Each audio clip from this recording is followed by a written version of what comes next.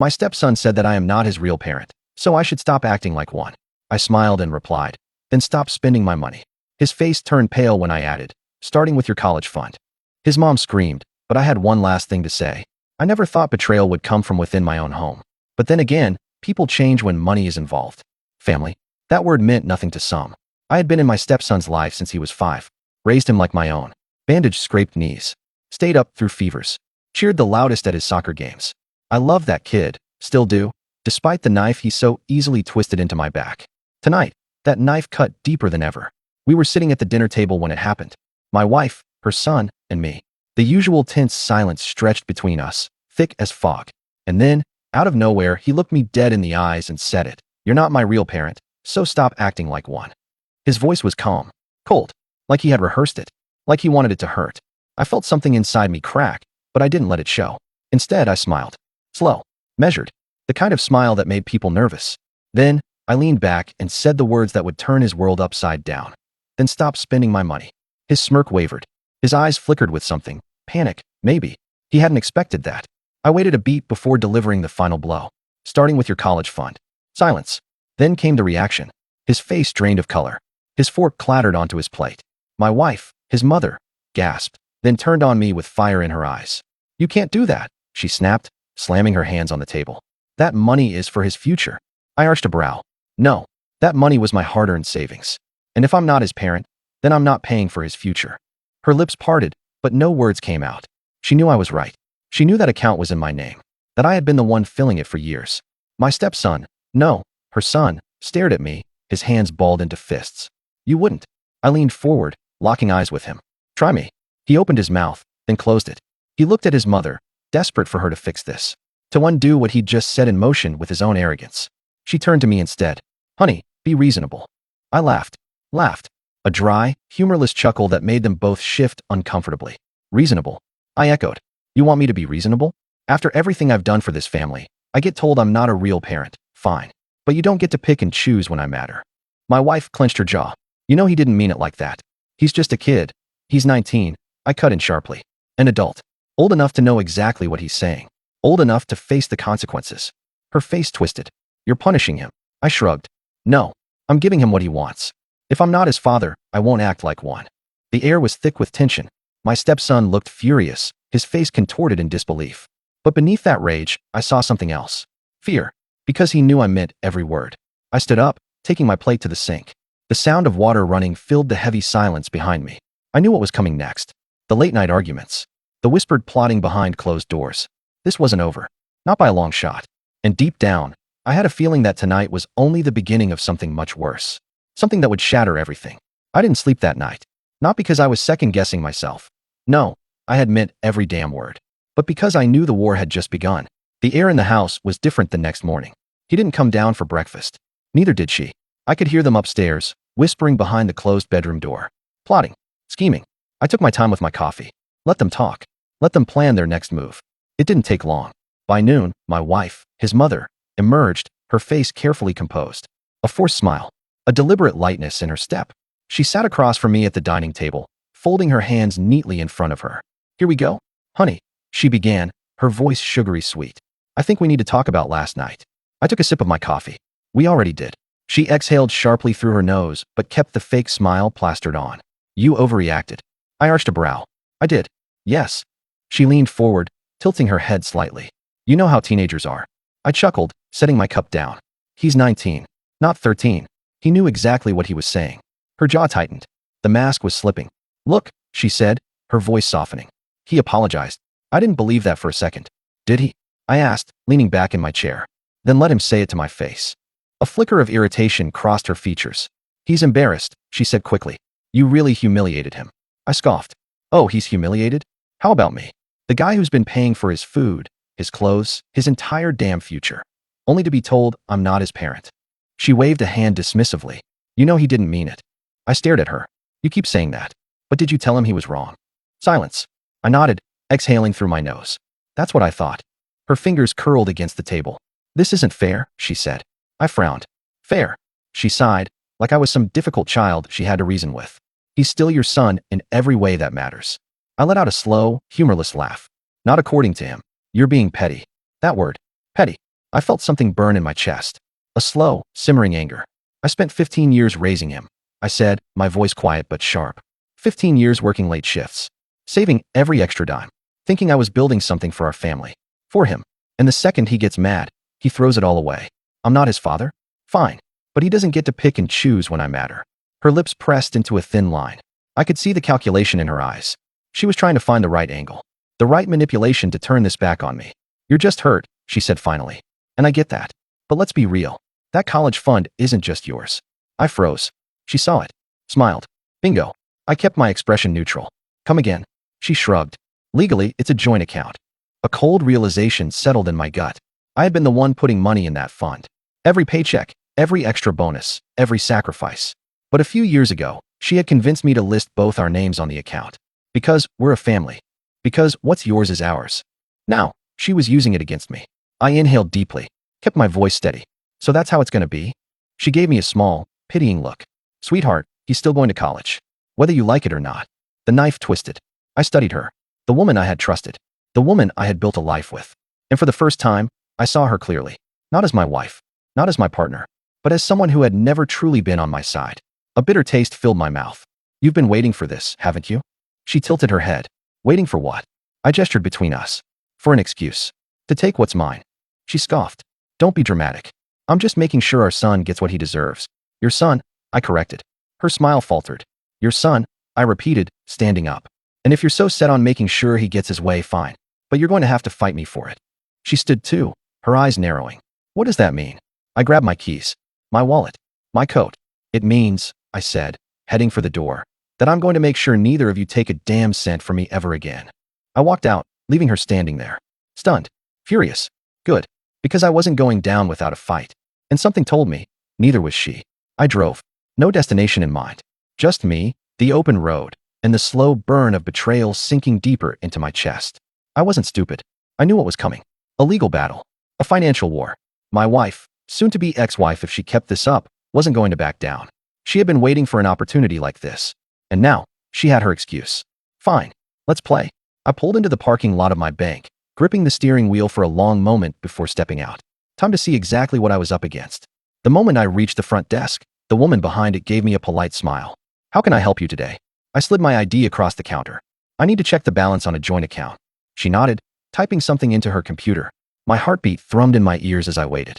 When she looked back up, her smile faltered slightly. I knew before she even spoke. I'm sorry, sir, she said carefully. But the account has already been emptied. A long silence stretched between us. Emptied. My voice was calm. Too calm. She hesitated. Yes, sir.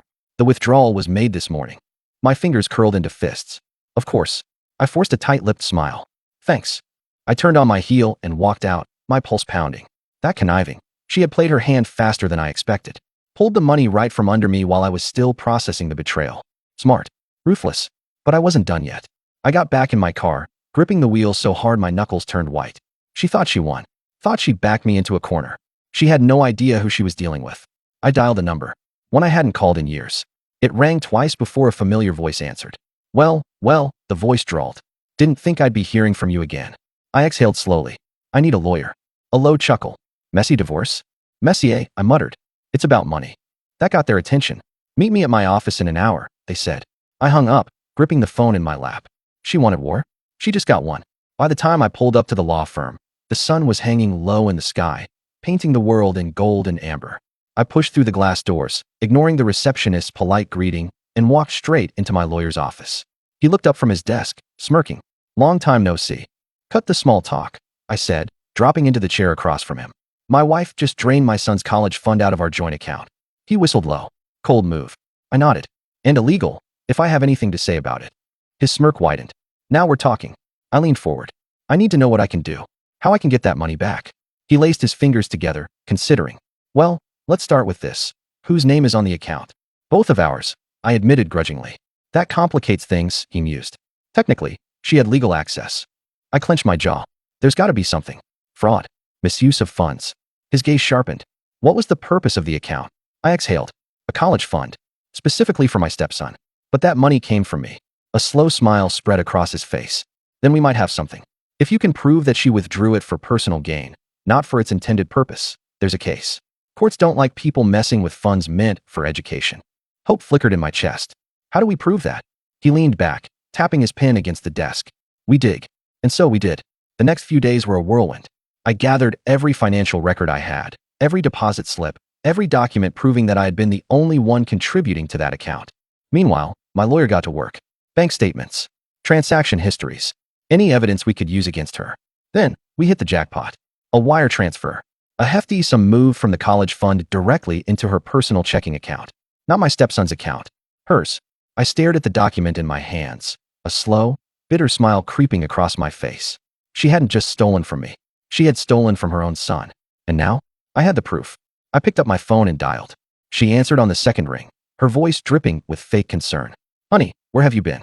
We need to talk about this. You're right, I said, my voice ice cold. We do. A pause. Sweetheart, I know you're upset, but you stole the money. Silence. I continued, my tone razor sharp. You didn't put it in his account. You put it in yours. And I have the records to prove it. A sharp inhale. I was just keeping it safe, she stammered. You were being so unreasonable. I don't. My voice was deadly quiet. Don't lie to me. More silence. Then, a desperate edge slipped into her tone. Look, we can fix this. Let's just sit down and, no, I cut her off. You made your move. Now it's my turn. I hung up. She thought she could rob me blind and walk away unscathed. She was about to learn just how wrong she was. I didn't sleep that night. Again, not because I was angry. I had already burned through my rage. Now, I was focused, calculating, ready. She had stolen from me, stolen from her own son, and she thought she could cover it up with sweet words and empty reassurances. She had no idea the storm she had just unleashed. By morning, I was already at my lawyer's office, running on black coffee and pure resolve. He greeted me with a grin. You look like a man ready to burn it all down, he said, leaning back in his chair. I dropped the bank records onto his desk. Start the fire. He flipped through the documents, nodding approvingly. This is solid. A judge is going to love this. What's the next step? I asked. He steepled his fingers. We file. We get a court order freezing her accounts before she can move the money again. Then, we hit her with a fraud charge. If she tries to fight it, we take it to court and drag her through every legal loophole we can find. I exhaled, my grip tightening around the armrests of my chair. And what about my stepson? He looked up, eyes sharp. That depends. Do you want to save him from this mess, or let him take the fall with her? That was the question, wasn't it? For years, I had treated him like my own. I had loved him like my own. But he had been the one to throw the first punch, to tell me I wasn't his parent. And now? Now he was knee-deep in his mother's deception. If he was in on it, if he had known what she was doing, then he was no better than her. I had to find out the truth. That evening, I returned home. The air inside felt heavier than usual, like the walls themselves knew what was coming. They were waiting for me. My wife, no, her, was sitting at the kitchen table, arms crossed, her lips pressed into a thin, tight line. And beside her, my stepson. His expression was unreadable, but there was something in his eyes. Guilt? Fear? Or just the cold realization that things weren't going to go his way. I shut the door behind me. Calm. Collected. But inside, I was already dissecting the situation. Where have you been? She asked, her voice laced with forced patience. I ignored her and turned to the boy I had raised. Did you know? His jaw clenched. Know what? I tossed the bank statements onto the table. That your mother stole your college fund. He flinched. Flinched. Her head snapped toward him, eyes widening just slightly. A reaction she hadn't meant to show. Interesting. I didn't steal it, she snapped, grabbing the papers. I moved it for safekeeping. You were being unreasonable. I held up a hand. Shut up. Her mouth fell open in shock. I had never spoken to her like that before. But she didn't deserve my patience anymore. I turned back to him. Did you know? He swallowed, his hands clenching on the table. That hesitation told me everything. I let out a slow breath, nodding. You did. His eyes darted to his mother. She gave him a sharp look, a silent command to stay quiet. But it was too late. I laughed, not out of amusement, out of bitter, crushing disappointment. You two deserve each other, I muttered. Honey, she started. No. I turned to her, stepping closer. You lied. You stole. And the worst part? You didn't even have the decency to do it behind my back. My gaze flickered to my stepson. You did it right in front of me. You made sure I saw how little I meant to this family. He looked down at the table, ashamed, but not enough. You don't understand, she tried again. I laughed again, shaking my head. No, I do understand. You thought I'd roll over. You thought you'd get away with it. I leaned in, lowering my voice. But I'm not the fool you think I am. She paled. I turned and walked toward the staircase. I'll be packing my things. Panic flickered across her face. Wait. I stopped at the first step, glancing back. Oh, and one more thing.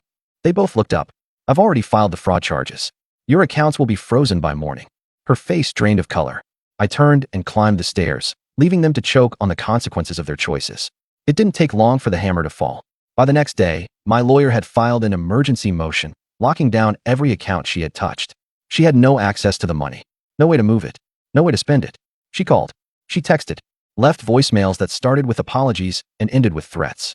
I didn't answer. And my stepson? He never reached out. Not once. Maybe because he was too ashamed. Maybe because he truly believed I wasn't his father. Either way, I finally accepted the truth. I had been nothing more than a walking ATM to them, a means to an end. But now, they had nothing. Final goodbye the last time I saw them was in court. She sat across from me, looking small and exhausted. He sat beside her, avoiding my gaze. My lawyer laid out every piece of evidence. The fraudulent transfers. The proof that she had misused funds meant for her son's education. When the judge ruled in my favor, her face crumpled. The money was returned. But it wasn't about the money anymore. It was about justice. As I walked out of the courtroom, she ran after me. Please, she begged. We can fix this. I turned to her, the woman I had once loved, and smiled. No, you can fix this, I said simply. Without me. I walked away, the weight on my shoulders finally lifting. She had taken everything from me. But in the end, I had won the only thing that mattered. My freedom. The first morning of my freedom felt different. No tension in the air. No hushed arguments behind closed doors. No fake smiles concealing hidden agendas. Just peace. I sat on my new apartment's balcony, coffee in hand, watching the sunrise. The trial was over. The money was back where it belonged. And for the first time in years, I had no one leeching off me. But the scars ran deep. Even now, part of me wanted to believe it hadn't all been a lie. That maybe, once upon a time, she had loved me. That maybe my stepson had once seen me as more than just a wallet. But love isn't supposed to come with conditions. And family doesn't discard you when it's convenient. I had spent 15 years proving I was worthy of a place in their lives. 15 years giving, sacrificing, believing that one day, I'd be enough. Turns out, I had been enough all along. Just not to them. And that was their loss. I was at the grocery store a few weeks later when it happened. I turned the corner of an aisle, reaching for a loaf of bread, then froze. Him, my stepson, he looked different, smaller. His once proud stance now weighed down by something heavier than regret. He saw me at the same time I saw him. For a moment, neither of us spoke. Then, he stepped forward. Hey, he said, his voice quieter than I had ever heard it. I nodded. Hey. Another pause. I didn't know, he blurted. About the money. Not at first. I raised an eyebrow. But you found out. His throat bobbed. Yeah. And you stayed quiet. His eyes dropped to the floor. I exhaled, shaking my head. You were old enough to know better. I know, he admitted. I didn't know how to stop it. And by the time I did, it was too late. I let his words hang between us. If he was expecting forgiveness, he was in for a rude awakening. I guess you learned something then, I said. He frowned. What? I met his eyes. You can't undo betrayal. You can only live with it. His face twisted, a storm of emotions passing through his features. I didn't wait for him to respond. I turned and walked past him, pushing my cart forward. He didn't follow. Good. Because I was done looking back. I built a new life. A better one. One without leeches clinging to me. Without people pretending to love me just to drain me dry. I traveled. Focused on my career. Met people who valued me for me, not my bank account. I never spoke to them again. Some betrayals don't get second chances. And that was the best decision I ever made.